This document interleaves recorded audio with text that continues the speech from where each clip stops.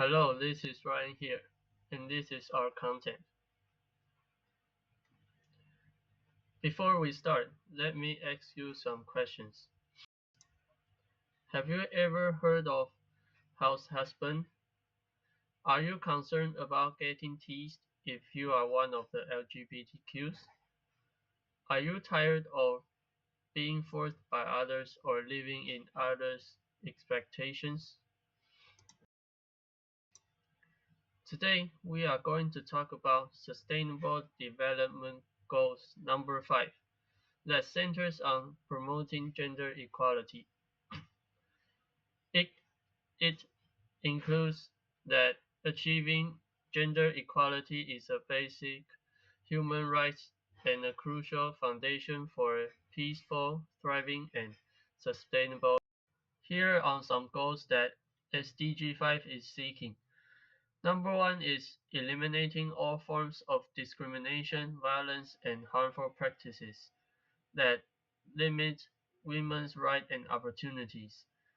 The second one is eliminating forced marriages and genital mutilation that involves changing attitudes and behaviors that contribute to gender inequality.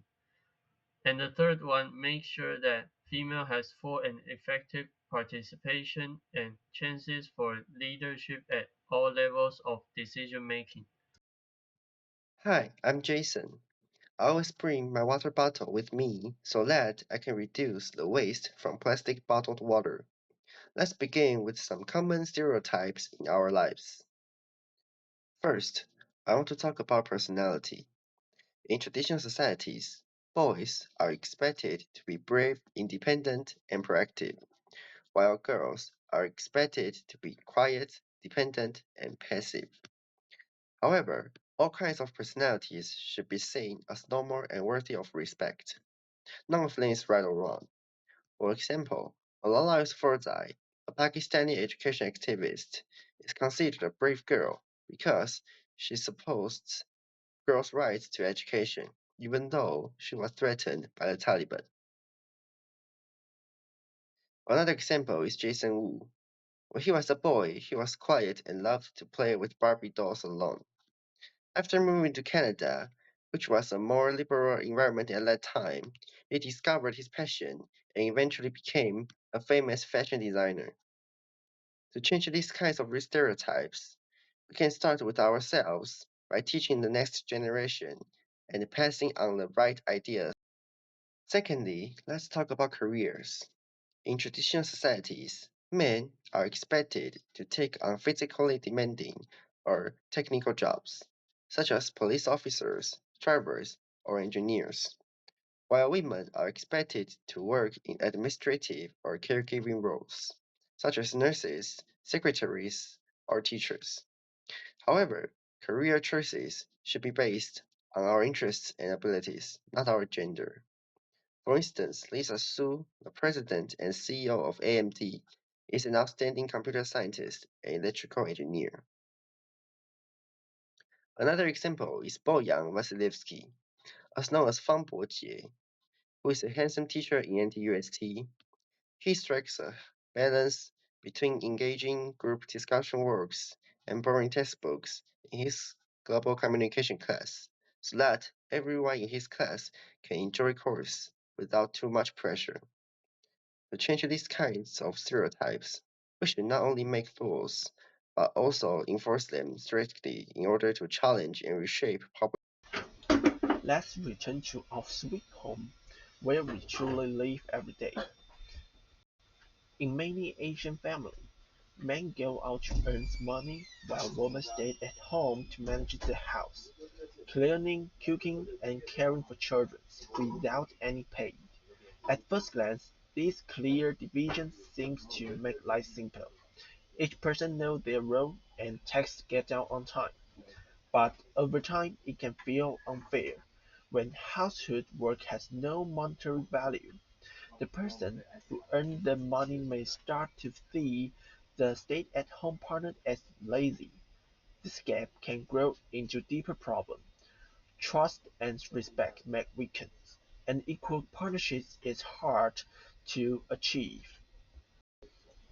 In today's world, both partners often work to support their family, yet all ideas still linger.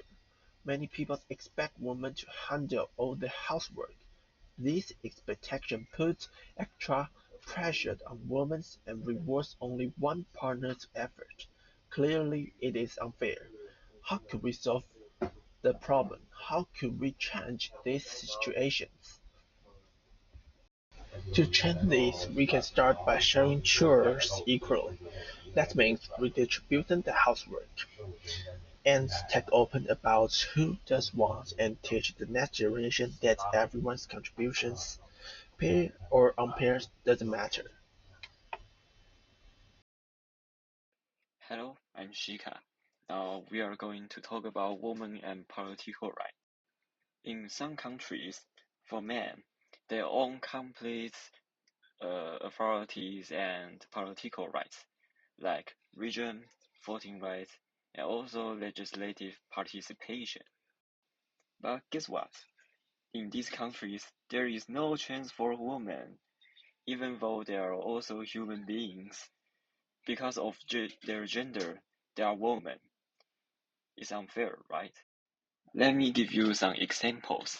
In India, women hold less than 50% of seats in Congress, and because of gender discrimination, they always need to face society pressure by men, which means it's really hard for them to join political parties or even launch a campaign.